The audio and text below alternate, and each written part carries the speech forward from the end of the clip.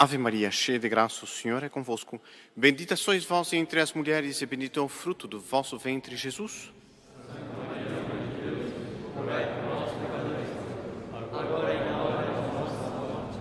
Estejam sentados, por favor.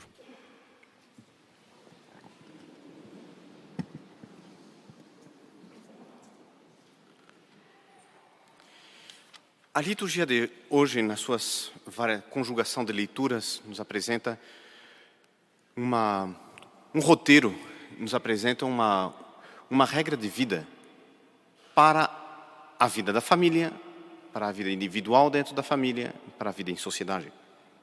E, de fato, a leitura do Eclesiástico nos apresenta como deve ser harmônica a vida dentro de uma família. É a explicitação, é o desenvolvimento do quarto mandamento da lei de Deus: honrarás teu pai e tua mãe.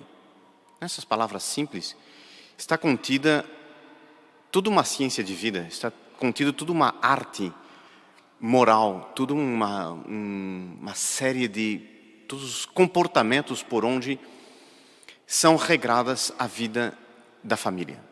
A vida da família foi estabelecida por Deus, foi Deus quem criou a família. A família surge com a criação do primeiro homem, da primeira mulher. Nós temos isso no Gênesis.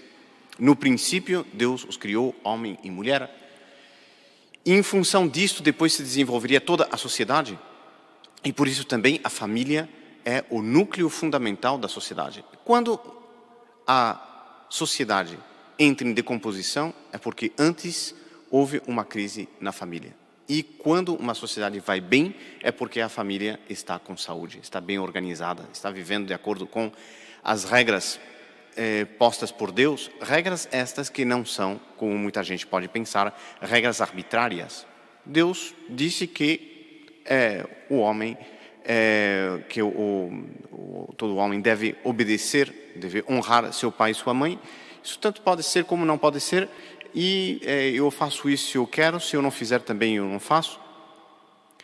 E disse aí que não tem consequência nenhuma, e não é verdade. Porque, na realidade, toda a criação foi estabelecida por Deus com um propósito, com uma finalidade. E quando os homens obedecem à finalidade para a qual foram criados, tudo na sociedade entra em ordem, tudo na sociedade entra em harmonia. A sociedade prospera, cresce, se desenvolve e, sobretudo, se santifica. Que esta é a verdadeira finalidade desta vida, santificar-se. Porque a vida passa muito rápido, passa num piscar de olhos. E quando a gente é muito jovem, tem a esperança de que o tempo passe rápido, nós temos desejo de crescer logo e de estar logo à altura da vida, e então de crescer em tamanho. E as crianças às vezes ficam medindo na parede o risquinho para saber quantos estão subindo a cada ano. E chega um determinado momento em que parece que a vida acelera. E o tempo começa a escassear. E aí então começa a corrida da vida. E não tem tempo para nada. E a gente quisera colocar um freio nesse mundo, colocar um freio na velocidade para poder fazer tudo o que a gente deseja, tudo o que a gente planeja. Quando a gente se dá conta, já está no entardecer da vida. Já está na hora de se despedir, porque está preparada a nossa viagem para a eternidade. E nesse tempo muito curto, nós somos provados por Deus. Esta prova visa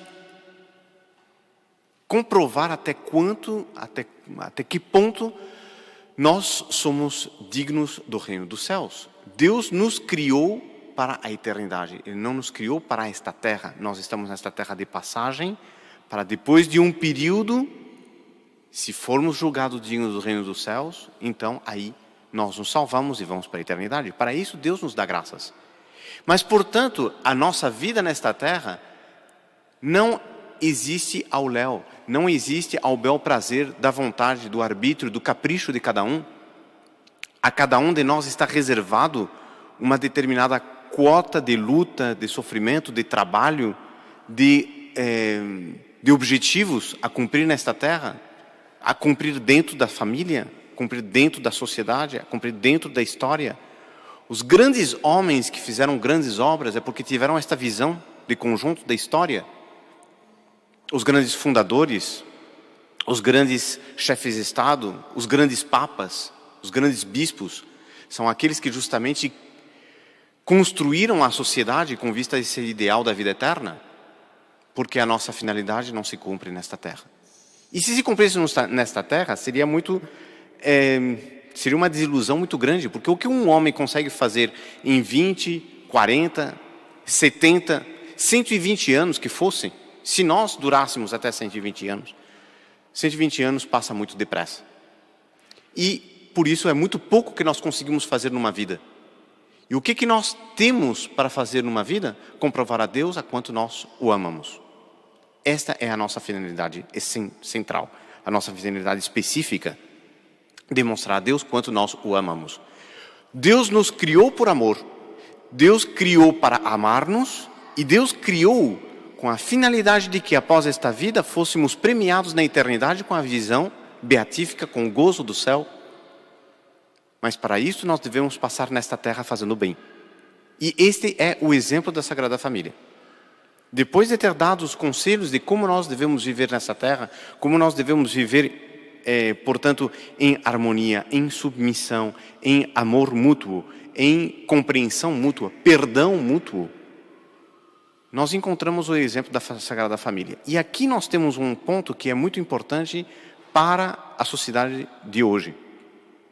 Porque muitas vezes o homem, quando ele... eu me lembro, quando era criança, acho que todo mundo acontece isso. A gente chega para a criança, tem, 7, 8 anos. E na família tem um grande médico, tem um grande advogado, tem um grande engenheiro. E então chega-se para a criança e se pergunta: e você, quando você for grande, o que você vai querer ser? O que você vai fazer? Você vai fazer o que quando você for grande? E a criança, solicitada muitas vezes, às vezes a criança nem pensou bem no futuro, está muito cedo ainda para se decidir, enfim, qualquer coisa. Os adultos têm essas preocupações, a gente ainda tem muito tempo pela frente. Mas, pelas perguntas feitas pelos adultos, pelo tio, pelo pai, pelo avô, a criança começa a se pôr o problema. E começa a olhar em torno de si e procurar referências, procurar exemplos e realmente se pôr o problema. O que eu vou ser quando eu for ser grande? O que eu vou querer ser? O que eu vou fazer da minha vida? E existem aqueles, aí já nesta infância, estamos falando o primeiro gaguejar da infância. Nós temos uma separação da humanidade. Uma separação que não é visível. Uma separação que não é palpável. É uma coisa muito imponderável. Muito no fundo do coração, muito culto. Às vezes as mães percebem. Os pais percebem. Aqueles que convivem com a criança e a conhecem por dentro, a fundo, conhecem. Se dão conta do que vai acontecendo. Mas é uma coisa muito profunda. Há uma espécie de divisão de águas. Sabe quando tem num rio caudaloso e tem uma pedra muito grande, um tronco de árvore no meio do rio, e o rio como que as águas se separam assim? Assim também a humanidade se divide entre aqueles que, nessa hora, se fazem a pergunta: o que eu quero ser? O que eu quero que a vida me dê? E qual é a felicidade que eu quero conquistar nessa terra? São uns. Outros se perguntam: o que eu posso dar aos outros? O que eu posso fazer pelo mundo? Que felicidade eu quero trazer ao mundo? E essa é basicamente a separação da humanidade entre aqueles que colocam sua principal preocupação em si mesmos e aqueles que colocam sua preocupação nos outros por amor, por desinteresse, por amor desinteressado e, portanto, por verdadeira caridade, por amor a Deus. E nessa disjuntiva aparece o problema da felicidade, porque todo homem procura a sua própria felicidade. Todo homem quer ser feliz. Todos nós queremos ser felizes. Queremos ser felizes e procuramos, portanto, fugir de qualquer coisa que nos apresente a infelicidade. E isto não é uma coisa errada. Porque nós fomos criados para a felicidade absoluta. Nós fomos criados para a felicidade infinita. Esta felicidade se chama Deus. Se chama convívio com Deus. Se chama céu. Fomos criados para lá. E aí há um pequeno problema. Um pequeno desvio. Outro dia estávamos na autopista e nós estávamos indo a velocidade, de repente uma placa parecia que era por aí, a gente entrou e não era o caminho. Saímos num pequeno desvio que parecia ser e não era. Resultado, até dar o retorno, procurar, perdemos 1 hora. Às vezes na nossa vida acontece a mesma coisa. Nós pegamos um pequeno desvio que parece que é a mesma coisa, quando a gente se dá conta, a gente está longe do rumo onde devia estar. Onde é que se dá esta mudança de rumo? É quando a verdadeira felicidade que nós procuramos, que nós devemos procurar, para a qual nós fomos criados, essa felicidade que se encontra em Deus, nós o procuramos nesta terra. E em vez de procurar a Deus, a glória de Deus, a vida sobrenatural, a vida da santidade, nós colocamos a nossa atenção nas coisas materiais que podem nos procurar, nos podem dar algum benefício, alguma felicidade nesta terra, mas passageira. E a gente troca o eterno pelo temporal, o perfeito pelo passageiro. E em vez de colocar o nosso tesouro em Deus, nós colocamos o nosso tesouro nas coisas materiais que amanhã quebram. E esta é a lição que nos traz a segunda leitura. O Evangelho. Porque no Evangelho nós temos a figura de uma família. E hoje em dia, quando alguém vai constituir uma família, quando alguém pensa em constituir uma família, pensa na família como aquele ideal de felicidade que se trata de conquistar. É difícil. Será que eu vou conseguir? Será que eu não vou conseguir? Em determinado momento, conseguiu fundar uma família. Conseguiu fundar uma boa família. Já conseguiu fundar uma família é difícil. Conseguir fundar uma boa família é mais difícil ainda. E quando consegui fundar essa família, eu penso que conquistei a felicidade da minha vida. E de repente, eu me dou conta que dentro da vida familiar, que eu esperava que fosse aquele oásis onde tudo estaria resolvido, ali, mais uma vez, eu encontro a cruz. E isso parece, para mim, ser um nonsense, um contrassenso, uma ilogicidade. Procurei a felicidade e olha o que encontrei. Na verdade, é assim mesmo. Porque na Terra, sempre nós vamos ter felicidades, mas a felicidade sempre vem unida à cruz. E nós temos o exemplo da Sagrada Família. Sagrada Família, Maria puríssima, sem pecado original. A maior criatura que já existiu, pura criatura. Maior do que ela, só nosso Senhor Jesus Cristo, só que Ele é Deus. Ele é homem e Deus. Maria tem apenas a natureza humana. Dentro da natureza humana é o píncaro da criação.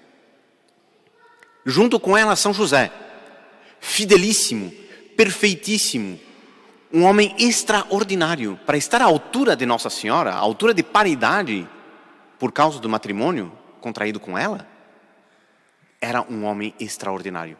Ambos cheios de dons, cheios de graças sobrenaturais, virtudes, facilidades, inclusive naturais. Tudo quanto é maior tesouro que se possa imaginar em matéria de humanidade, estavam nesses dois.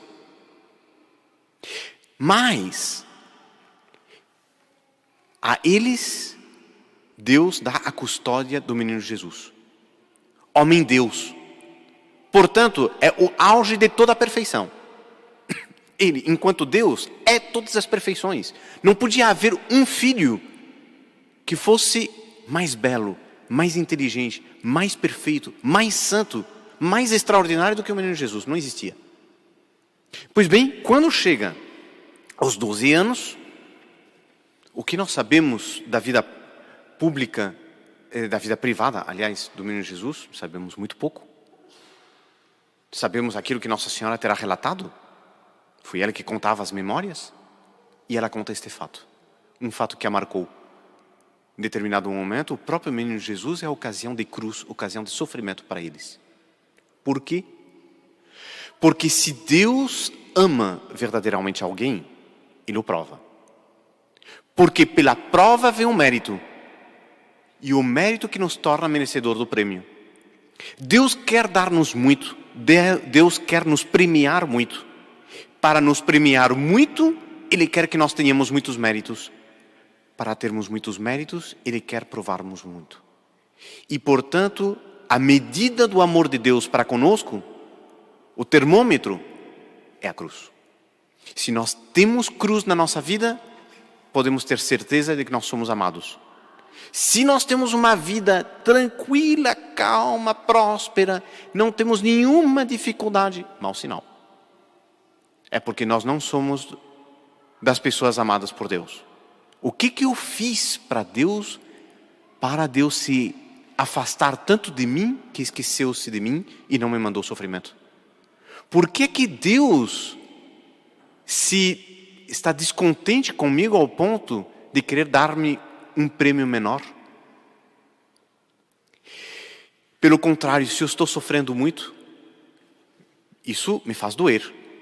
Mas ali eu vejo o sinal do amor de Deus. Alguém dirá, mas padre, isso é completamente contrário a tudo, porque Deus é felicidade e Deus quer nos dar a felicidade dele. Sim, claro, no céu. No céu. Nesta terra, um pouco, mas sobretudo a cruz. Querem ver a prova? Me digam, qual é, de todos os homens já criados, desde Adão até o fim do mundo, até o juízo final, qual foi o homem mais amado por Deus? Só houve um a respeito do qual o Pai disse: este é o meu Filho amado, em quem eu pus todas as minhas complacências. É o Filho de Deus, é nosso Senhor Jesus Cristo. Pois bem, foi este que inaugurou a cruz. Foi este que quis, por nosso amor, ser pregado na cruz. Mas sim, mas ele precisava nos redimir, né? Ele precisava nos redimir. Então, claro, ele é Deus também, né? Ele é Deus. Agora, nós somos homens, nós não temos a força dele. Tá bom. Então, coloquemos nosso Senhor Jesus Cristo de lado. Vamos considerar a humanidade inteira na sua mera humanidade. Quem é dentro da humanidade inteira aquela pessoa mais amada por Deus depois de nosso Senhor Jesus Cristo? Maria Santíssima. E quem na história inteira sofreu mais do que ela? Quem pode se dizer que sofreu mais que Nossa Senhora? Ela corredentora, sofreu tanto que é chamada corredentora. Ou seja, que ela se uniu aos sofrimentos de nosso Senhor Jesus Cristo como mais ninguém. Então nós temos aqui a prova de que quando Deus ama muito, Ele prova muito. Quando Ele ama pouco, prova pouco. E se Ele não ama, Ele não prova. E como Ele ama todos, Ele dá prova para todos. E então nós devemos saber encontrar na nossa vida familiar, saber encontrar a cruz e tratá-la com veneração. Nós poderíamos parafrasear o Eclesiástico no dia de hoje. Ele diz: honra teu pai. Quem honra seu pai terá alegria com seus próprios filhos, no dia em que orar será atendido. E quem respeita sua mãe é como alguém que ajunta tesouros. Nós poderíamos aplicar isto à cruz. Quem honra a cruz terá alegria nesta vida. E quando rezar, será atendido. E por isso, quando se constitui uma família, o ideal principal da família não é conquistar a felicidade plena nesta vida. O ideal da família é somar esforços, somar braços, somar energias, somar ânimo, confiança, determinação, força de alma, para juntos sofrerem bem, enfrentarem bem a cruz. atravessar todas as provações que Deus permite e assim conquistar um prêmio que individualmente não se consegue. Por isso é que se estabelece a família. Porque um homem sozinho, quanto peso carrega? Quanto peso ele consegue carregar? Pouco. Mas se juntam todos os braços de uma família, o peso que se consegue levantar é muito maior. A obra a realizar é maior. A facilidade de enfrentar as dificuldades é maior. E isto nos deve levar à consideração da importância da união familiar. Costuma-se dizer que família que reza unida, permanece unida. É muito verdadeiro. Mas eu acho que a liturgia de hoje nos convida a mais. Família que sofre unida, permanece unida. Devemos pedir a nosso Senhor Jesus Cristo, hoje, festa da Sagrada Família, que nos demonstra este exemplo de uma família inteiramente santa, inteiramente perfeita, que venceu todas as provas ao longo desta vida e por isso mereceu esta honra que nós lhe concedemos, que nós lhe damos hoje, lhe tributamos hoje, pela liturgia de hoje. Nós devemos pedir a nosso Senhor Jesus Cristo que nos ajude, a Nossa Senhora que nos inspire, São José que nos proteja, para podermos levar bem a nossa cruz cada dia. Triunfar das provas e assim merecer, aí sim, a felicidade eterna junto de Deus, de Nossa Senhora e de São José. Que eles nos protejam. Louvado seja nosso Senhor Jesus Cristo.